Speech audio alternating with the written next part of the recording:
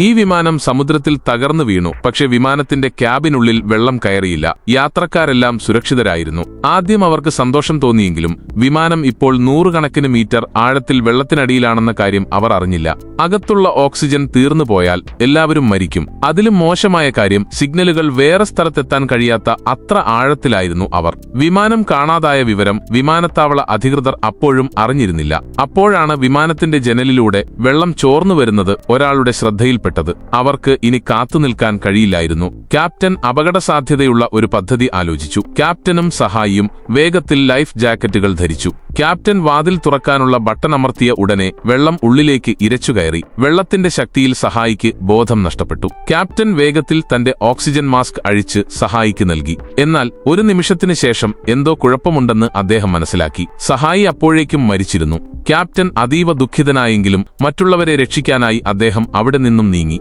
വാതിലിനടുത്തേക്ക് നീന്തി അദ്ദേഹം തന്റെ ബാഗ് തുറന്നു. സിഗ്നൽ റിസീവർ വേഗത്തിൽ മുകളിലേക്ക് പൊങ്ങിപ്പോയി. എന്നാൽ ഇപ്പോൾ ക്യാപ്റ്റൻ അപകടത്തിലായിരുന്നു. തിരിച്ചു പോകാൻ അദ്ദേഹത്തിന് വഴിയൊന്നുമില്ലായിരുന്നു.